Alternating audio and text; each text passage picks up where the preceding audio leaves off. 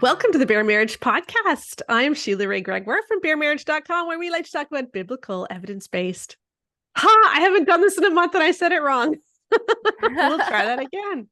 Where we like to talk about healthy, evidence-based biblical advice for your marriage and your sex life. And we are back after a month-long vacation. I am joined today by my daughter, Rebecca Lindenbach.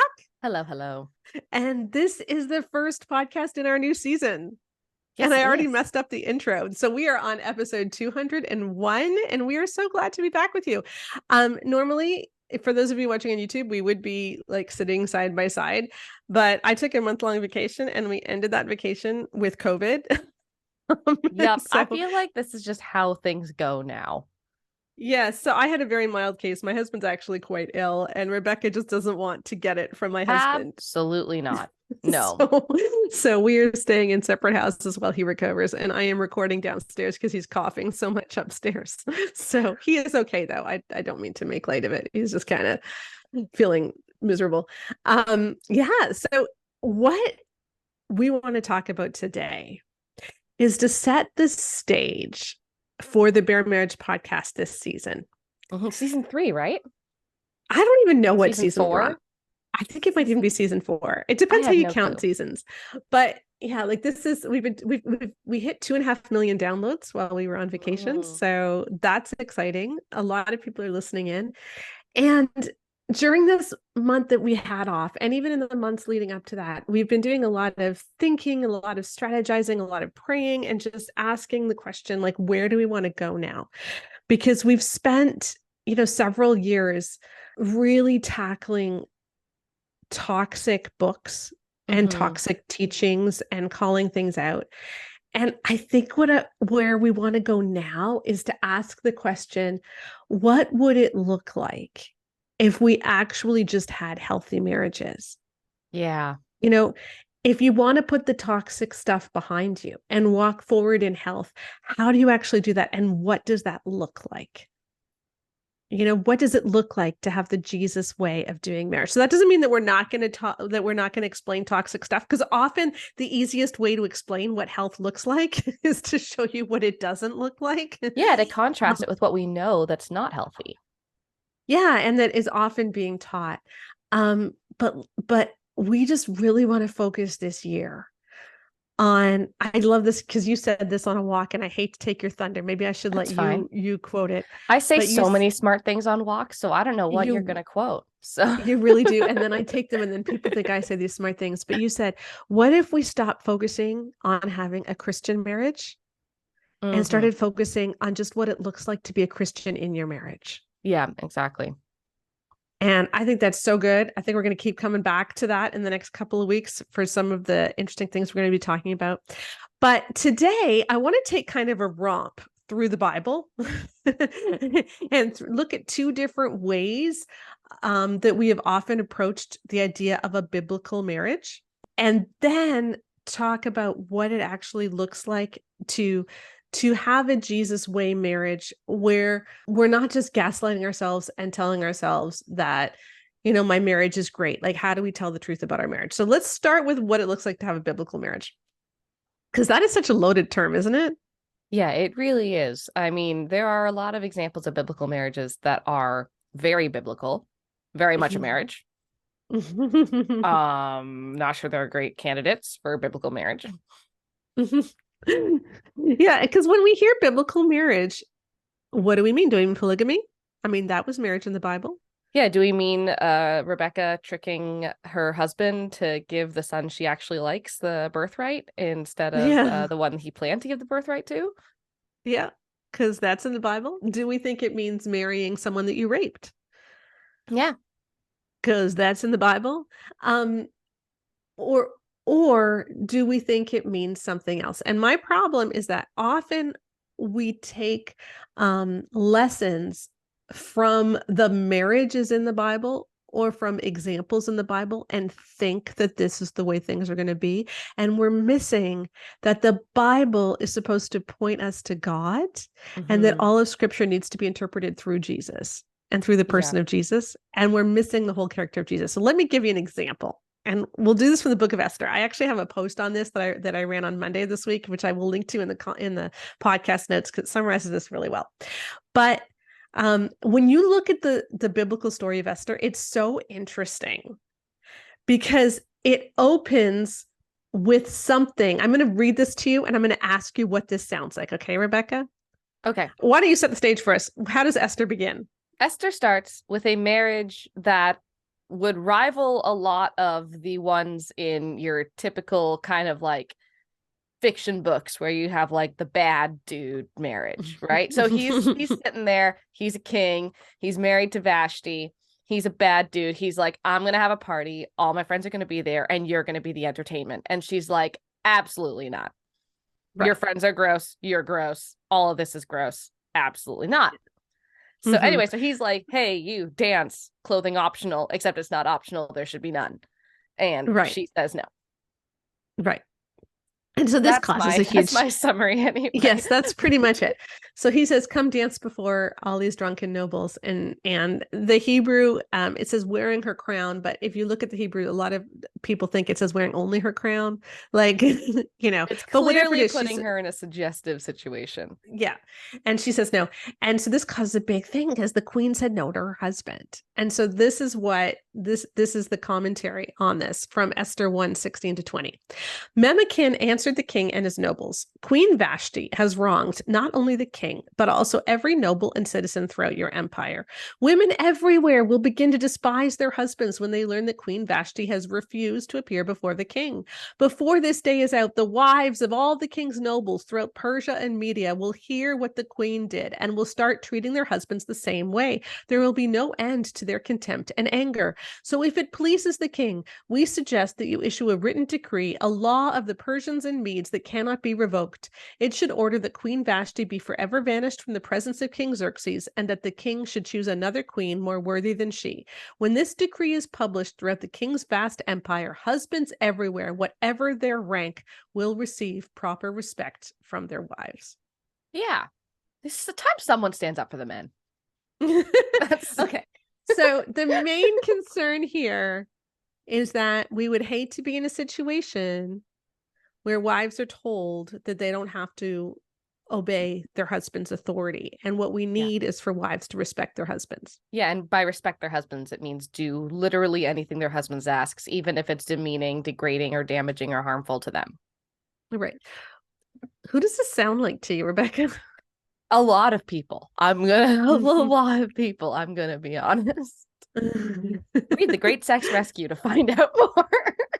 Yeah, but this whole idea that the big concern is that wives are supposed to respect their husbands. Yeah, sounds a lot like the book Love and Respect. And interestingly, in Love and Respect, Emerson Eggerichs quotes the words of this pagan advisor of Memucan.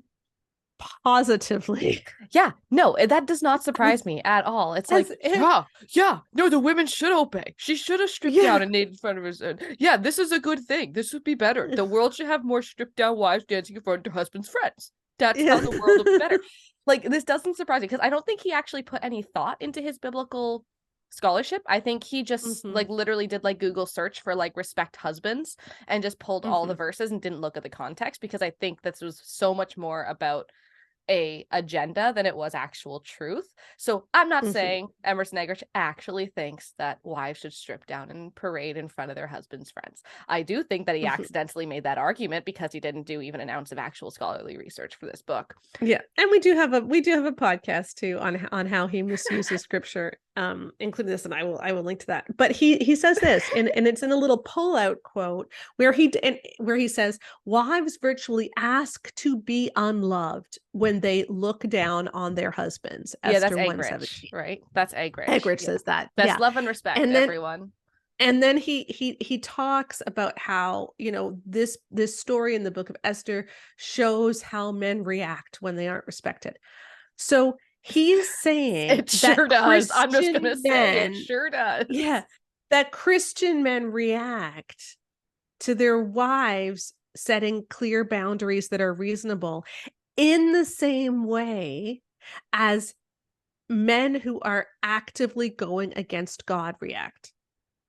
Like, what does that say? I have no commentary that I think I'm allowed to say on the podcast. So I'm just going to say, yes, they did say that. They did say that. He said it. I mean, imagine taking this story of a pagan king. And I'm not saying all pagans are bad. Like this, we've learned there's been some amazing research and insights of the world and truth done by people who don't know Christ. When we're talking about Xerxes as a pagan king, we're talking about a king who literally then hosted like a rape marathon to find a good wife. He is the baddie. Like he's the bad guy. Like he's the bad guy in the story. Like, the question, are we the baddies? Like that's he's the baddie. He's the baddie, okay, in this story. And Emerson Eggerichs is saying, yes, this is the way Christian men think too. It's disgusting. That's a real problem when you are identifying. I have good reason based on how much writing of Emerson Eggerichs I have read and focus on the family and all their friends. I think that the Christian men around Emerson Eggerichs do feel like that personally. And so I want to back up and I want to ask a bigger question, not just about marriage, but about how we interpret how we're supposed to live the Christian life, which is, what is the book of Esther actually trying to tell us about power? Because if you look at it, and if you look at everything the king and Haman and his advisors, Haman is one of the king's main advisors, and he ends up being like an even worse bad guy in this book than the king. The king is kind of hapless, whereas Haman is like strategizing. So they're all bad guys, right? And the only thing they're concerned about is being treated as someone in power and getting the benefits of power and having other people look up to them. They're trying to earn power without actually, and having the benefits of power without doing anything worthy of it. Yep, exactly. Like everything they do is despicable, or it's just me focused and selfish. And I think what the book of Esther does is it shows us the real emptiness of this quest for power. Yes. Because you see that like the king is so insecure that he needs everyone to think he's the greatest. So he invites all these nobles for a huge party to say, look how amazing I am that I can throw this party. And then look at my amazing smoking hot wife, and Haman is plotting to see how he can get other people to bow down to him. But they're not actually doing anything worthy of respect. Or worthy of power. And into this story comes two people, Mordecai and Esther. And Mordecai is an interesting guy because like he actually saves the king from assassination at one point, and he doesn't even get a lot of thanks for that initially. And the king isn't even a good person, but Mordecai just does what's right. And then Esther does what's right in an absolutely impossible situation where she's basically being sex trafficked. And she has no choice, but she still tries to live this righteous life. And then we get this amazing question, which reverberates throughout the centuries. What if you were put into this place for such a time as this? Exactly. And Esther, and that's a question that we all need to ask, what if I'm here for such a time as this? What if there is something that God wants me to do? And so like Esther and Mordecai show us, hey, here is what good character looks like. And through their good character, they make the king and Haman look stupid. Yes, they really do. Especially Haman. Yeah, they make them look really, really stupid. And what if that is kind of a picture in some ways of the Gospels? I'm not saying that Jesus is trying to make people look stupid, but I mean, what if the picture of Jesus in the Gospels is a bigger one? That it's not just that he died on the cross for our sins so that we can live forever in heaven, okay, which is what we normally think of as the gospel.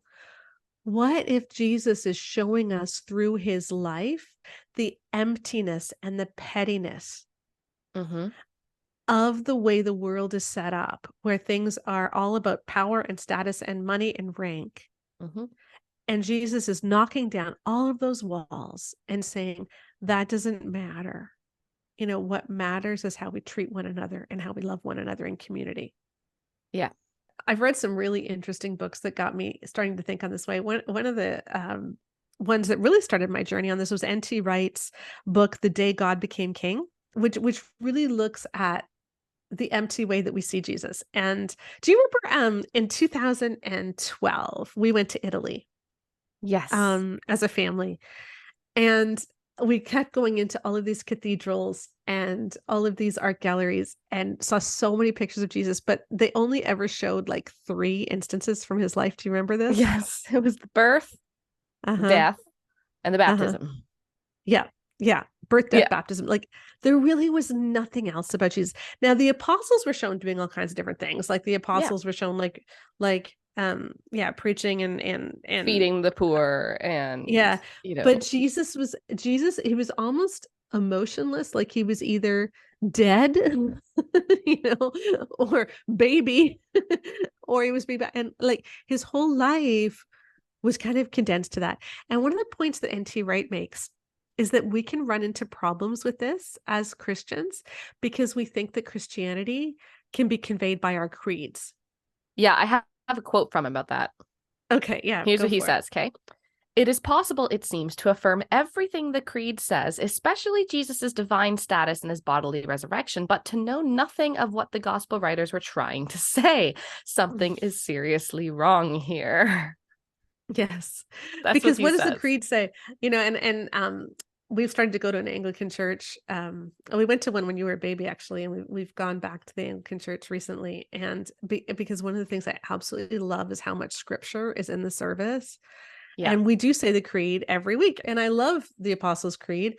But here's how it summarizes Jesus, or here's how it starts, right? I believe in God, the Father Almighty, maker of heaven and earth, and in Jesus Christ, his only Son, our Lord, who was conceived by the Holy Spirit, born of the Virgin Mary, Spirit, born of the Virgin Mary, was crucified under suffered under Pontius Pilate, was crucified, died, and buried. Yeah. Yes. Yeah. So it's like born, died. Yeah. And that's all it says. Yeah, for his life on earth. Yeah. Right. Like he was conceived and born, and then he suffered and died. Yeah. And there's nothing in between. Yeah. That doesn't mean the creed is bad. It's just what N.T. Wright is asking us to do is to rethink what it means to believe in Jesus and what are the main tenets of our faith, and to realize what the creeds were for.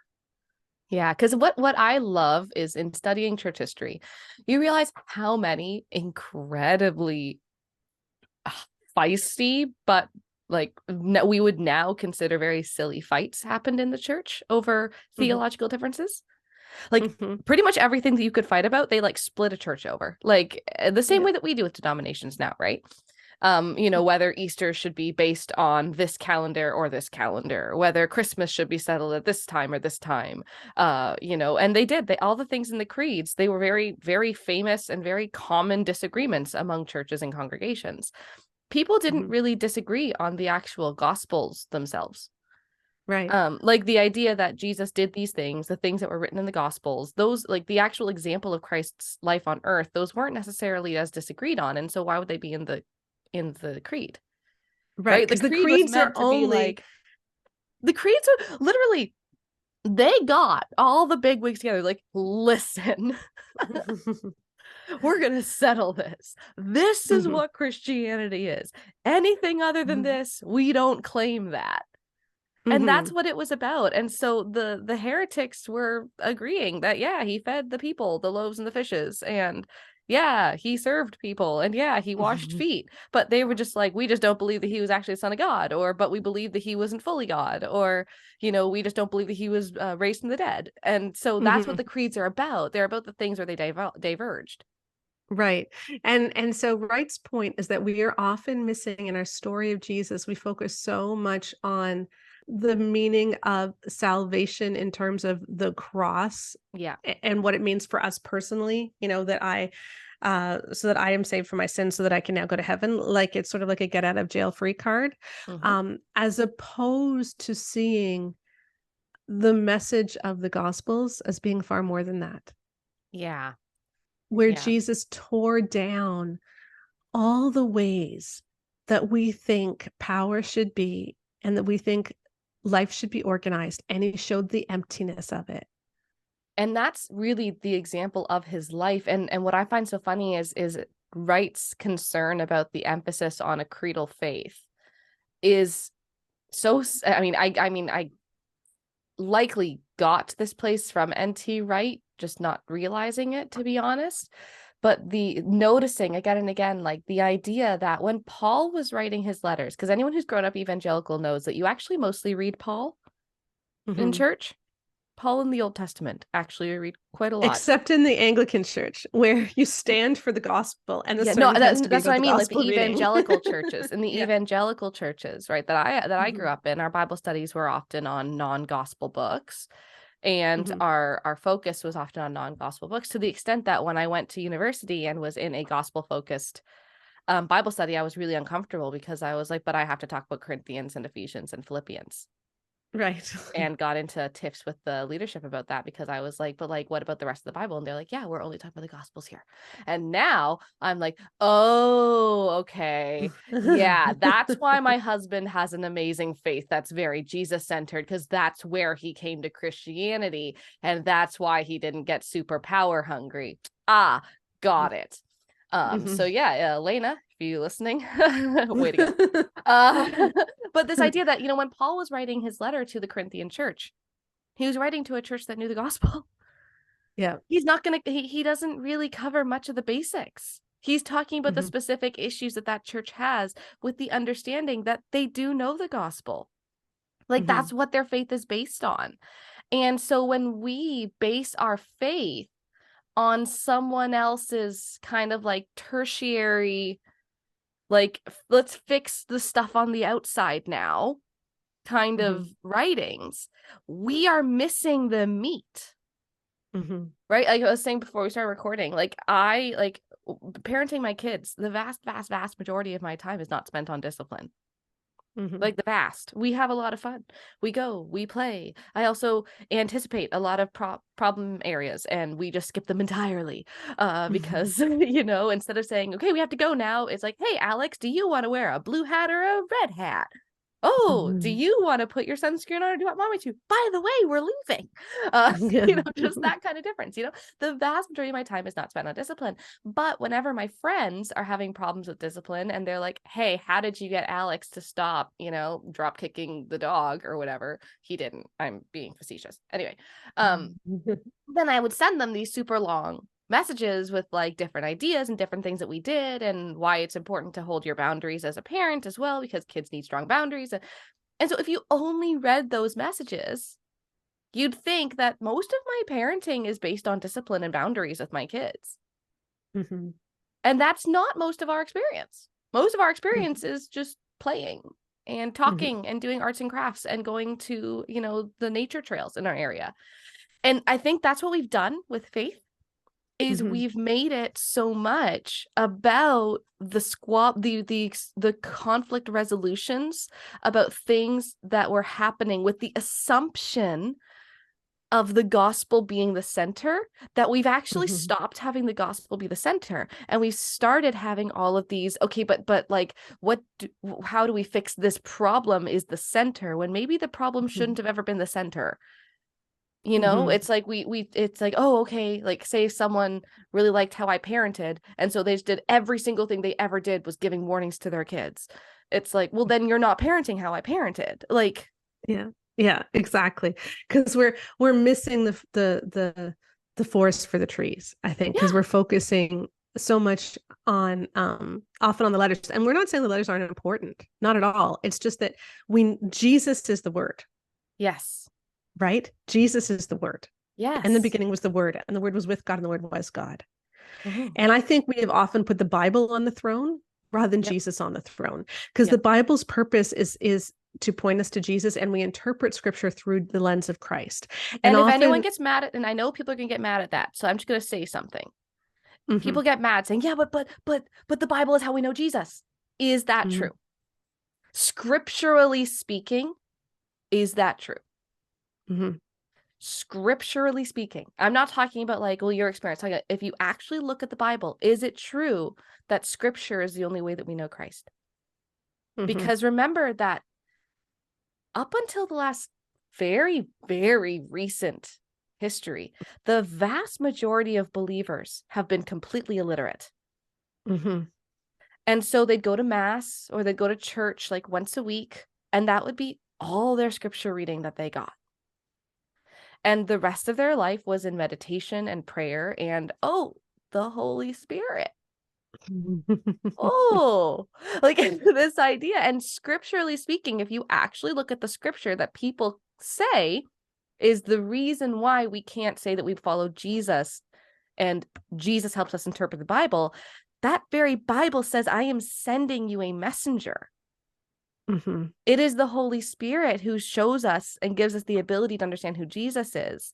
And so this idea that you can understand the Bible through the lens of Christ is not saying we don't love the Bible. It's saying that we love it enough to trust what it says to us. Mm-hmm. And we love it enough to put it in the place that Christ wants us to put it. Yeah. Which is in the lens of the example of his life. So I just wanted to get ahead because I know some people are going to get like, it's a hard thing. Because when I started hearing that at first, I was like, oh, that's so bad. And then when you actually read the Bible, it's like, oh dear, the Bible itself says. Yes. That And remember that the Bible wasn't even written, like it wasn't like the Bible wasn't even finished until like what, 50 years after Christ died? Oh, something, yeah, a long at time least after. And most of the new Christians didn't even have. Well, the Bible, as we know, it was put together in 300 and something right. CE. So, like when you say when it was finished, it wasn't finished until like lifetimes after. We'll put it this way: like from now to when it was completed would have been in the late 1600s. That's how much time passed between Christ. But the individual books and letters were written. Written quite a bit closer, decades, but often decades after Jesus died, but people still knew Christ. Yeah. Because they had the stories, they had prayer, they had the Holy Spirit. So anyway, I always do a lot of reading when I'm on vacation. So I've been reading a lot of theology books, a lot of different books. And one of the concepts that I keep coming back to, and I find this so key, is that we often think that Jesus shows us who God is, like because Jesus is like God. So when we look at Jesus, we understand God, and he who has seen me has seen the Father, and that's our emphasis, is how we can know God the Father. But what if we put a slightly different twist on it and say it's not just that Jesus is like God and Jesus is God, but it's actually that God is like Jesus. Mm-hmm. Yep, he came to show us God in human form. He came to show us God. So when we're trying to figure out who God is and what God is like, we just need to look at Jesus. Because that is who God is like. And when people say things like, well, God wants you to, whatever it might be, God wants you to stay in this abusive marriage. God wants you to forgive, no matter what the person says, even if it's hurting you. That's an easy thing to say when you put God at the front of that sentence. When you put Jesus at the front of that sentence, is that as easy? And so that's the invitation that I want to give to us this year, is to actually put Jesus back at the front of those sentences. And so I want to switch gears a little bit. And one of the books that I read was Inspired by Rachel Held Evans, who kind of deals with a lot of these concepts. Like we had the book of Esther, where the point of that book is to show the emptiness of the pursuit of power. And N.T. Wright said that about, the Gospels is to show the emptiness of the way that we do power and to turn the world upside down. And he calls it, an upside down gospel, an upside down revolution. And that's what it is. It's like, we're not supposed to be vying for power. And so Rachel asks us to take another look at the household codes, by which she means the most famous ones are in Ephesians, where it looks at, wives, husbands, children, parents, slaves, masters. There's other ones in Colossians, but they can sort of be summarized as household codes. And I want to read just a couple of quotes that she says about these because they're so good. Okay. Many modern readers assume teachings about wives submitting to their husbands appear exclusively in the pages of Scripture and thus reflect uniquely biblical views about women's role in the home. But to the people who first heard these letters read aloud in their churches, the words of Peter and Paul would have struck them as both familiar and strange, a sort of Christian remix on familiar Greco-Roman philosophy that positioned the male head of the house as the rightful ruler over his subordinate wives, children, and slaves. By instructing men to love their wives and respect their slaves, and by telling everyone to submit to one another with Jesus as the ultimate head of the house, the apostles offer correctives to cultural norms without upending them. Yeah, exactly. And I just found this so you got to picture what she's saying is, look, Paul's writing to the Ephesians, and the Ephesians are trying to figure out how to live as Christians in a Roman world. Mm-hmm. And we need Paul and the apostles, they needed the gospel to be something that could spread. And so they didn't want to overly antagonize the Romans. They weren't they weren't in a position to overthrow Rome. And well, they also didn't want, like, the people, you had slaves and women in these churches, and you had more slaves and women than you did Roman men. And to tell them to just, there was also safety concerns too, like for the congregants that I'm sure they didn't take lightly. Right. Yeah. Because to tell slaves that you don't need to listen to your masters would just simply result in the slaves being killed. And so Paul is saying, okay, look, in this way, here's how we can bring Jesus into it. And she goes on to say this: the question for modern readers is whether the point of the New Testament household codes is to reinforce the Greco-Roman household structure as God's ideal for all people in all places for all time, or whether the point is to encourage Christians to imitate Jesus in their relationships regardless of the culture or their status in it. Yeah, exactly. And I know that, like, that seems so obvious when you're reading it, but to some people it's not. Yeah. Because we think that when the words women submit, wives submit to your husbands as to the Lord, we think like, wow, that is a harsh thing to say.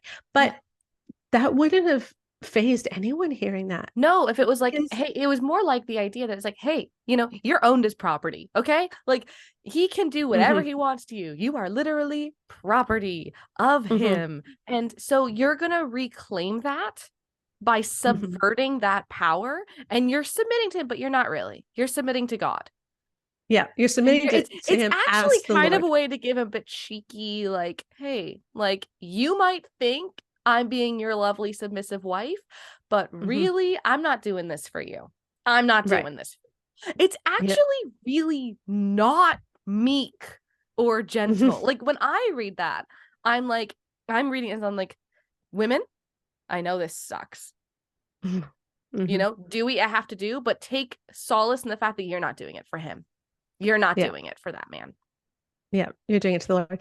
And interestingly, there's the verb wives submit to your husbands is not in the command form in Greek. Yes. There actually are no words in the entire household codes which are direct commands to women, whereas there are multiple words that are commands to men. And we lose that in the English translation, but it's more like a description. It's more like a description. Wives, keep doing what you're already doing. Wives submitting to your husbands. You're already doing this. Keep doing this. Just like, a mindset shift is like when it's really, I know your life is really, this is hard. But just, God will, like, you're in an impossible situation. God will reward your faithfulness in an impossible situation. Now, remember, that actually was an impossible situation. And we're going to talk about this in a little bit, but women are not in an impossible situation anymore. That's right.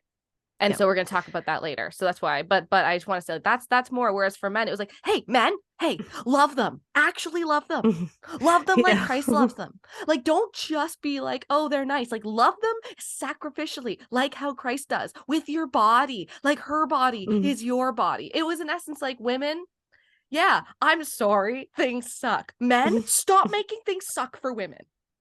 Like, that's really, it's like, women, slaves, things are rough. We're sorry. Men, you're the problem here. Be like Christ. Like, when you actually look at how the verbs work in that whole section, that's what it's like. It's like, everyone, just submit to one another. Women, slaves, you don't have a choice. You're already doing this. Men, start using the choice. Yeah. Exactly. And if you count the number of words that Paul gives to husbands versus wives, it's quite amazing. And so that's what would have made this would have been actually quite a revolutionary thing to read. And yet we are using this same passage to keep women today from following Jesus, telling women instead, you need to silence the voice of Jesus in your heart and in your mind, because you need to do what your husband says, not what God says. Mm-hmm. Yep. And We've remember, got the it all same backwards. Jesus who rewarded Mary for sitting at his feet. Mm-hmm. The same Jesus who rewarded women for doing traditionally, male learning tasks when it came to religious studies. Right. And so let me go on and read. So in her book Inspired, Rachel also told, she had a story in this section of what it might have looked like in the early church first hearing this letter written in Ephesus. And I just want to read you a couple of paragraphs from that story. So one of the characters is saying, what I understand the apostle to be saying, Nympha says, is that the crucifixion of Jesus exposed the empire and all forms of unjust authority for what they are: cruel and empty, desperate and weak. Rome executed an innocent man for what? Healing the sick, telling stories, riding a donkey into Jerusalem. The Messiah's obedience and humbling himself, loving his enemies, caring for the poor and suffering, and turning away from violence made a mockery of this opulent and oppressive empire. It made a mockery of religious hypocrisy and exclusion. And his resurrection proves he is in fact Lord and Master of all, for even Rome could not bury him. Even Caesar could not keep him dead for long.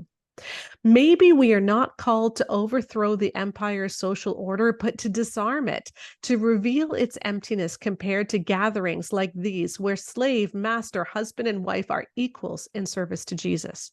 And if husbands and wives love each other, another pipes in, and slaves and masters respect one another, and if all submit to Jesus as the head of the Christian house, the chain of command begins to break down. Drusilla wonders aloud if there will come a day when the world doesn't need household codes, when Jesus really is Lord and Master of every home. And that's when Aelia has a dangerous thought. They say Pax Romana begins in the home, she says. Maybe revolution does too. Mm-hmm. Yeah. And again, that's from Rachel Held Evans' book, Inspired, Slaying Giants, Walking on Water, and Loving the Bible Again. Yeah. And I think that is really key, is like Jesus came to show us that this quest for power and the whole way that humans are doing life, we're putting people over others, vying for status, vying for, more and more resources, is not what we're supposed to be doing. We're supposed to be loving one another in community. Yeah, exactly. And just made it look really petty. Mm-hmm, exactly. And I love that thought. I love that. So I encourage you to think, to look more at some of these things. And that's what we want to look at too, is what does it mean if we're going to live a Jesus way of doing marriage, where we're going to let Jesus upend this idea of power and authority and work on just serving one another. And as the Lord's Prayer says, bringing God's will to earth as it is in heaven, that we want God's will done. And yet so often in church, we're still focused on a husband's will, and we're getting stuff really mixed up because we're not putting Jesus on the throne.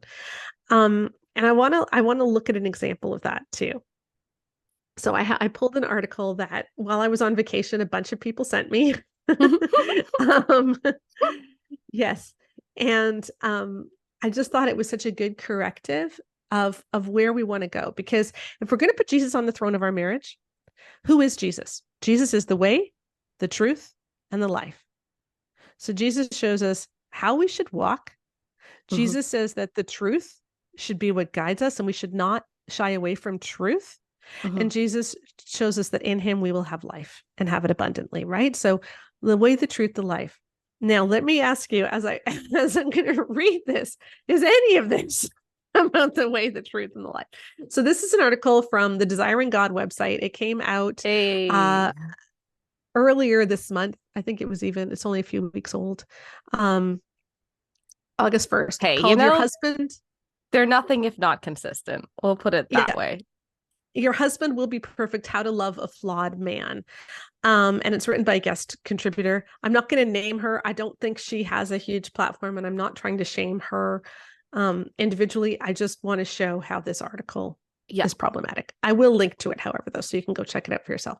Okay, so her point is, she opens with the point about how the gospel can raise the dead. All right.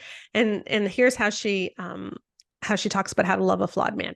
If the gospel can accomplish these feats, it can surely transform ordinary men into husbands who love their wives as Christ loved the church. And it can surely transform ordinary women into wives who respect and submit to their husband's leadership.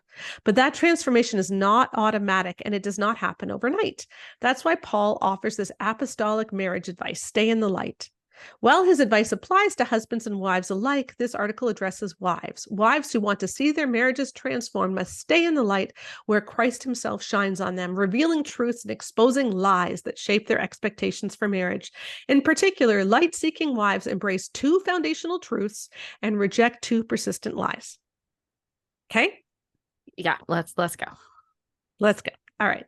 So, truth number 1 that you need to embrace if you're going to be a good wife married to a flawed man is that he is still a sinner. All right. Okay. So you need to remember he is still a sinner. And here's how she encapsulates this. At times, your husband may be proud, harsh, or impatient. Ephesians 4:2.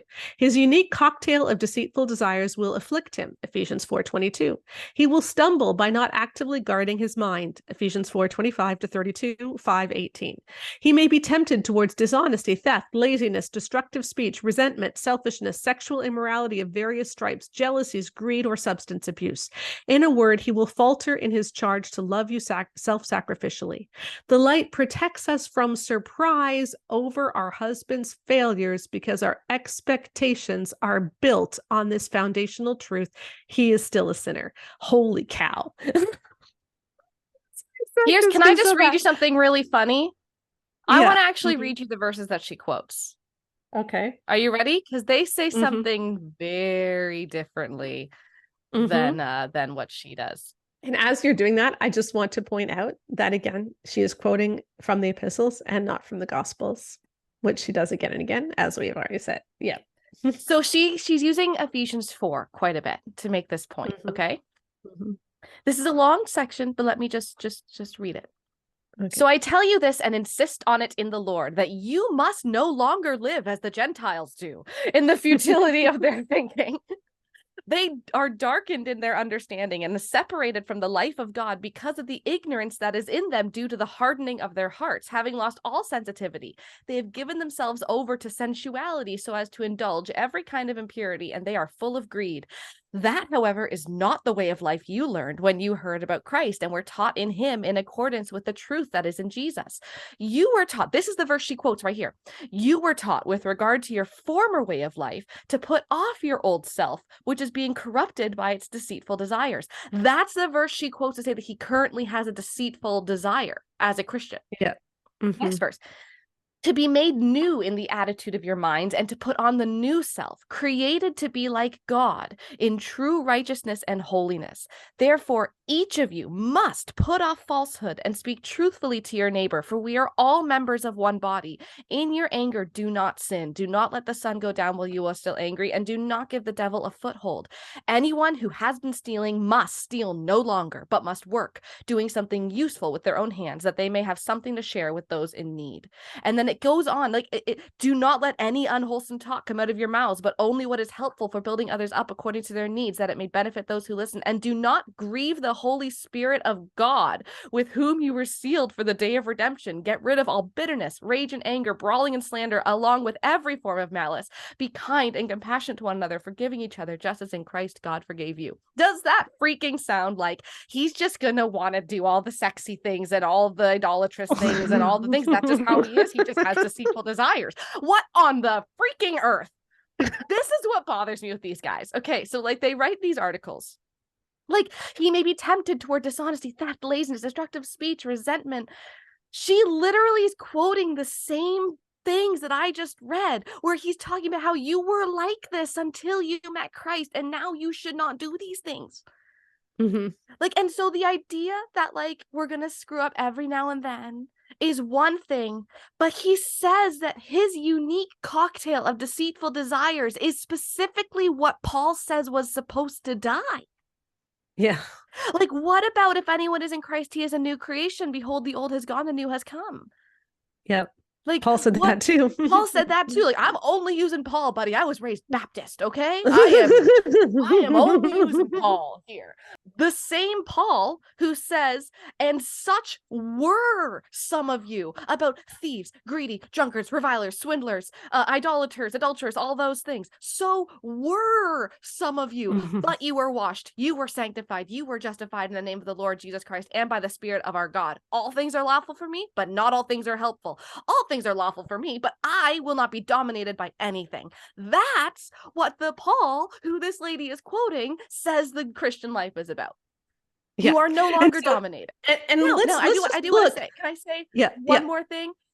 Paul also is the one who says, you know, why is it that the things I want to do, I do not do, but the things that I hate, I do? Totally. We all are going to sin and screw up.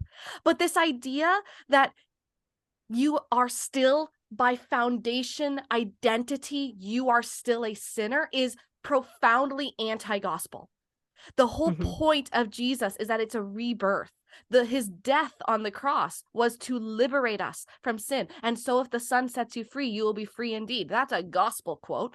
You know, these are things where the whole point of being Christians, that our identity changes from sinner into, you know, like reborn, saved, whatever you want to call it. But our identity is different. We're human, yes, but we shouldn't be living as sinners in the same way.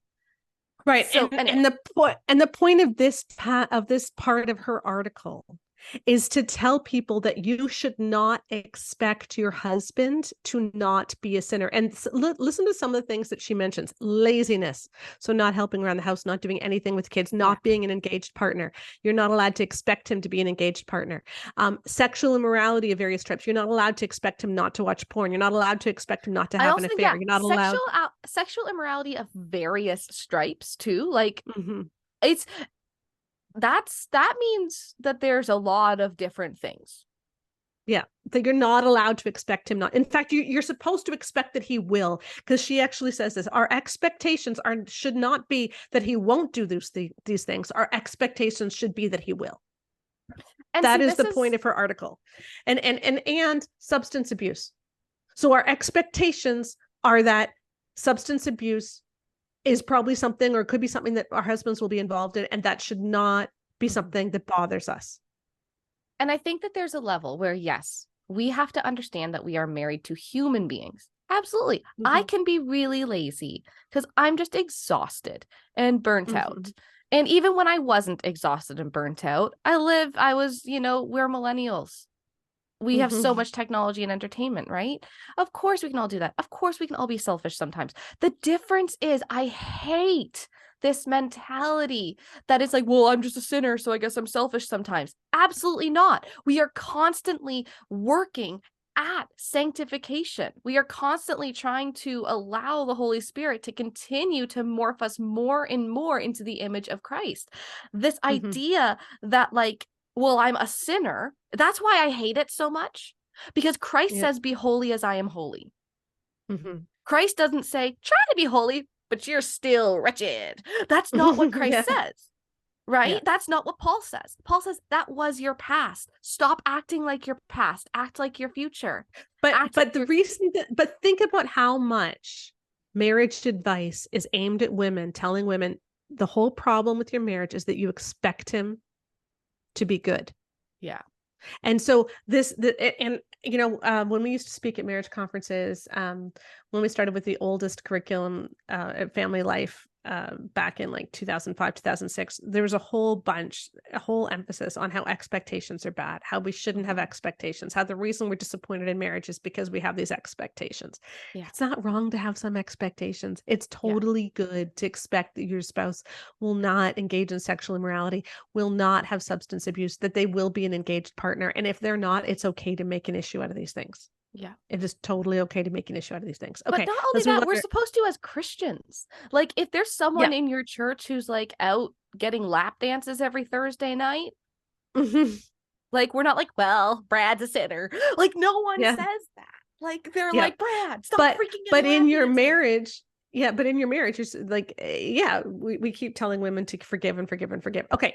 Point number 2 that she has, this is the other truth that we're supposed to believe, is that he is growing. Okay, he's growing. So if your husband is awake and alive, then Christ shines on him. He will increasingly see his sin and he will know what to do about it. Will he? Equipped. Yeah. Okay. These 2 foundational truths, that your husband is a sinner, but he is growing, should shape your expectations about marriage, tempering your idealism with reality and your pessimism with hope. Tempering your idealism with reality. What's the idealism here? That like this is idealism. This isn't reality. What's the like she's saying you're just being idealistic that your husband isn't growing and that your husband isn't improving. That's idealism. That's what like you know ideal like no. Yeah. Like this is ideal. Okay. The ideal, you know, Trevor might spend all of his time drinking beer until he gets drunk, just burping and playing video games. And he may have lost 4 jobs because of his inability to not watch porn at work. And he might not be an engaged father.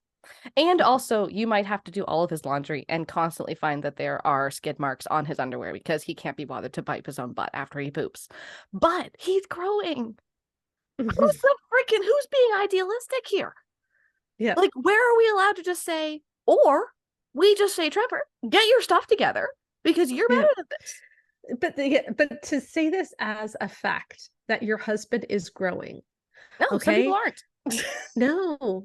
No, some people are not growing in Christ. Some people are actively moving away from Christ. Yeah, that's called regression. And yeah. And, you know, some people are constantly hardening their hearts towards God. So no, he is not necessarily growing, and we should not be just believing that. Okay, let's turn to the lies. Wait, can I just say something first? Can I just say something first? Yep. Mm-hmm. I'm reading this quote that we pulled. These 2 foundational truths, which questionable. Your husband is a sinner, but he is growing, should shape your expectations about marriage, tempering your idealism with reality and your pessimism with hope. That quote there. I will say, I was someone who was married to a baby Christian. So I'm just going to say, because I always want to give the most benefit whenever we can, right? For me, when Con and I were dating and marriage, it was so incredibly clear what trajectory he was on. You know, he was someone who came from very much not being a Christian to very much being Christian very quickly, and we were married. And so this idea that, yeah, Connor's still sorting it out, but he was growing, that was something that I didn't really have to think too much about because I had so much faith that he was growing. My question is, like, if you're someone who has to be reminded that they're growing, are they growing? Because I had that right in front of me. I was like, but look at who you were 4 months ago. Look at who you were a year ago. Look at who you were 3 years ago. Like, it was no question what trajectory he was on. My question is, if your husband's actually growing, do you need this reminder as strongly as she's giving it? Like, because I maybe every now and then need to be like, okay, calm down. Like, just let's just take a second here, Miss Perfectionist. Like, because I am. And be like, okay, so the man has a couple small things we're dealing with, but we're currently dealing with them. Like, any time that I have had to have a reality check in my marriage is to remind myself that, oh, but we are dealing with it. It's just that these things don't happen overnight, right? Like, we've been really open with mental load stuff, right? Like, okay, I just know how to make a white sauce, and I just know how to roast a chicken, and I just know how to do all these things. When he was learning how to do it, yeah, dinner took longer, or sometimes it wasn't done right. Those are the kinds of things. It's like, yeah, but he's learning how to do it. Give him time. Not, but he spent 80 hours playing League of Legends instead of doing it. Right. Like, see what I mean? It's like, so I'm saying, like, I understand that this stuff can be true because I've lived that. But it was never stressful because it was so clear what trajectory he was on, and he was already pretty good. Yeah. And if you have to tell women that your husband is growing, he likely isn't. Yeah. And also, again, the idea that this is a universal truth, that your husband is growing, is simply untrue. It's because we can totally be walking away from Christ. Okay, here's the first lie that we might believe, and it's, I am more righteous than he is. Besides revealing 2 foundational truths for marriage, the light of Christ exposes 2 persistent lies in marriage. The first is the lie of superior righteousness. All of us indulge in pride from time to time, supposing ourselves better than our husbands. But if we stay in the light, we cannot escape the equalizing effect of the cross. Oh, dear Lord, save me. Okay. This is so common. And it's so the toxic. Equalizing effect of the cross.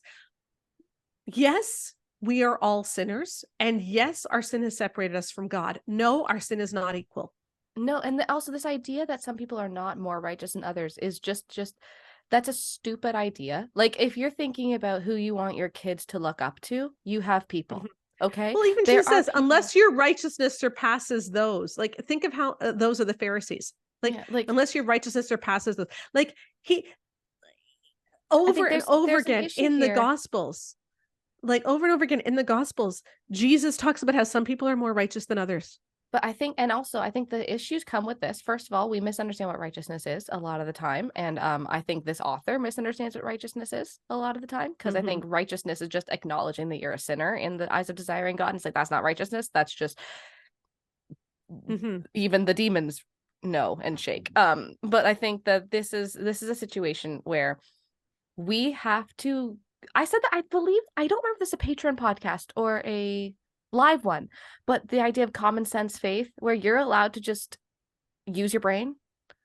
Like, you know what, if you're someone who struggles with comparison and pride, and there's someone who struggles with pedophilia and, like, you know, related things, it's not about how you don't need Jesus, but there is a level where it's like, okay, maybe we don't let our kids try to be like that person. Maybe I'm like, hey, this person struggles with like comparison and pride, but they're doing a really great job with generosity, and you can follow them because, yeah, they're working on it. They're a good person. Like, do you see what I mean? Like, the idea that we can't use common sense is something that is so commonly used to specifically make women doubt their experience of reality.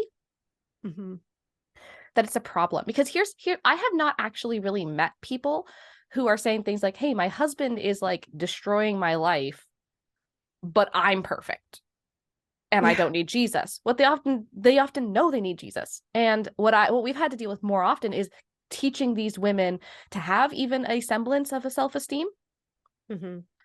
Like, they actually often think they are just as bad as their husbands, who are like physically and emotionally abusing them and actively engaging in substance abuse that's harming their children, and like a lot of this stuff. And it's like, no, you're allowed to speak plainly. You're allowed to speak plainly what's happening, and he's choosing to be a bad person, and you might have flaws and faults, but you're not choosing to be a bad person, and that matters, and that counts.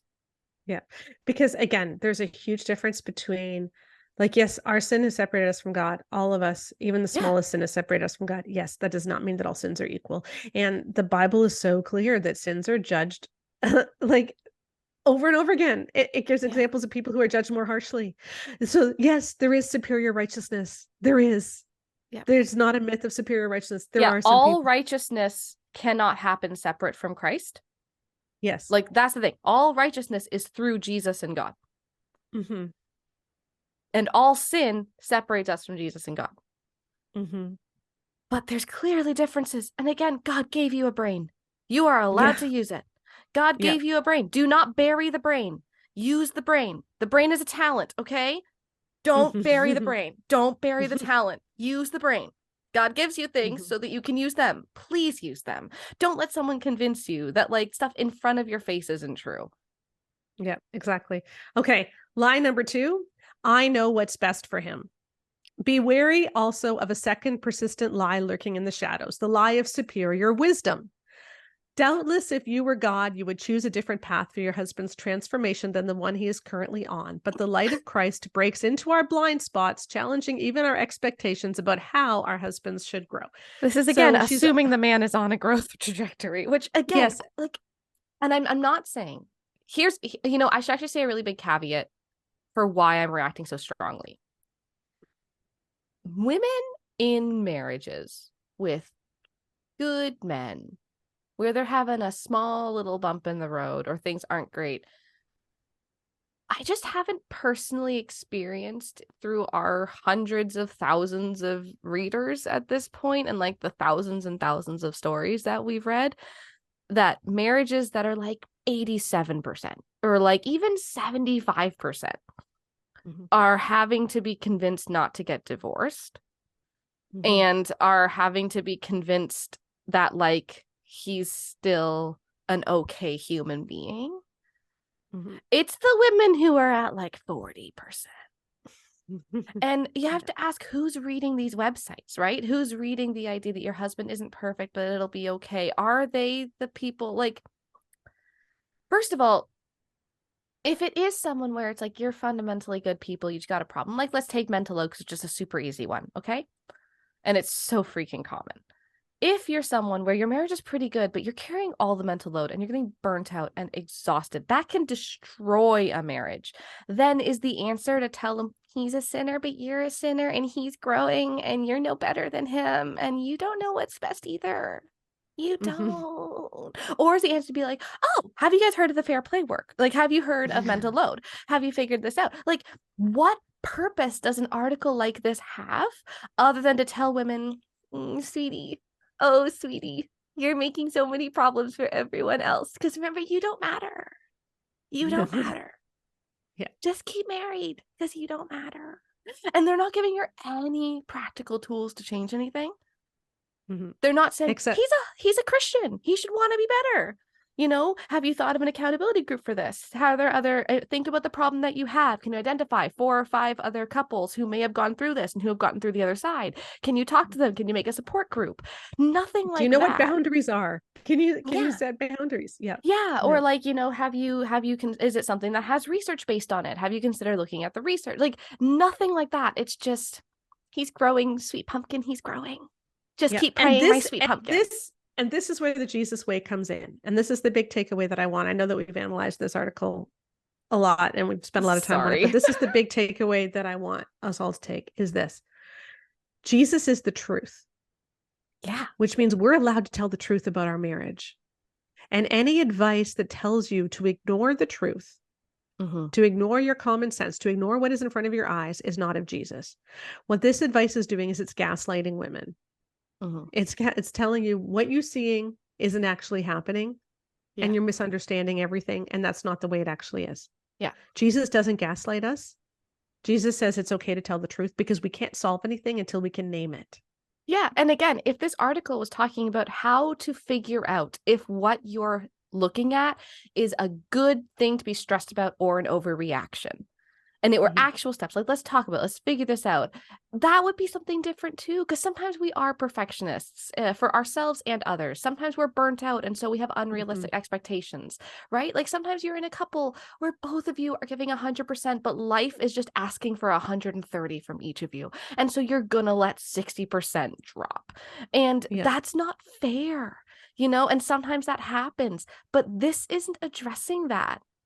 This could easily, like, this is just, it's not offering any hope. It's not offering any help. And it's not teaching you how to acknowledge truth. It's saying, just shut down that still, quiet voice, bury your talents because God is a harsh God. That's what it says. And remember, in the parable of the talents, the servant who buried his talent comes humbly towards God, head down, saying, I know that you are a harsh master. And so I buried the talent to make sure it was not stolen and here. And God is like, you know, I'm so harsh. Like, how is this not teaching women? Like, you're not more righteous than him. You're still a despicable, horrible worm. He's growing. You don't know anything. How's not saying God is a harsh master, bury that talent or he's going to burn you? How is this not giving that impression to women? How is this not encouraging them to live a life of fear of God? If you're a woman who is going to desiring God because you are married to a man who is sucking the life out of you, who is just absolutely, like, again, we know that women in bad marriages, they have worse health outcomes. Like they die earlier. We saw a study about that come out in the last 2 years. Their mental health rates are through the roof. Like, it's not good for women to be in bad marriages. So you have one of these women coming here, and what are they told about God? They're told God is looking at her, who's being just, again, used. And no, and let's God is looking at this woman whose husband is an alcoholic, the example she gives, or a drug abuser, or is a chronic porn user, or is having one night stands and affairs, or is proud, harsh, impatient, is not doing any work around the house, and saying, you are not more righteous than he is. You're no better than him. You're no better than him, even though he's cheating on you, even though he's an alcoholic or a drug addict. You're no better than him, and you don't know what's best for him. Yeah, you don't have a right to have a voice here. You don't have a right to have a thought. And like, that just, to me, that is the master that that is the God that the servant with one talent believed he was serving, but he wasn't. And women, you are not serving a harsh and cruel God. You are serving a God who wants you to have the freedom to go forth and use what he has given you to make more, to experience life and life abundant. And this is utter crap. Yeah, it is. And so what would it look like going forward if instead of focusing on chain of command marriage and maintaining the right power, we focused on a revolutionary idea from Jesus, which is, what does it look like to live sacrificially in community? And what does it look like to turn the world on its head and knock down the walls that are dividing us and say, hey, I want to live with humility and service, but at the same time, I'm not going to shy away from truth. Yeah, humility, not false humility. Right. Service, not because we don't fix anything. Whatever this is. Like, Jesus wants wholeness and health. Yeah. And we do not achieve wholeness and health by telling lies. We achieve wholeness and health by living in Christ, who is the truth. And it is okay to tell the truth to yourself, to others about your marriage. It is okay to admit to yourself where things are going right and where things are going wrong, because when we do tell the truth, we open up the door for Jesus to do his work. When we tell the truth, and at the same time, we are submitting to Jesus. We are walking in humility. We are walking in love with truth. We open the door to healing. And so we need both of those pieces. And that's what we're going to be looking at next week. We're going to be looking at telling the truth and how we talk about marriage. And we're going to be answering the question, do complementarians really have better marriages? There's been a lot of stuff on this while we've been on vacation because of a new book that's out. And we're going to get super data driven. And we're going to have some fun with that one. We're going to be telling the truth about the Barbie movie. I haven't seen it yet because we were on vacation and now we have COVID, but I really want to go so that we can talk about the Barbie movie. And so many other fun things coming up. But we're so glad that you have joined us for this new season of the Bare Marriage Podcast. I invite you to go on to baremarriage.com, where the two things that we talked about today are actually up in posts that went up this week. So I'll put links to those in the podcast notes. And again, we just would love you to join our more exclusive community, our patron group, where you can support our research and support what we do for as little as $5 a month and get access to our exclusive Facebook group and some amazing unfiltered podcasts. And that's often where I just vent, and I also share my thinking often before I write posts to see what other people say, and we just have a great time there. So you can check us out at patreon.com/baremarriage. And thanks so much, and we will see you again next week. See ya.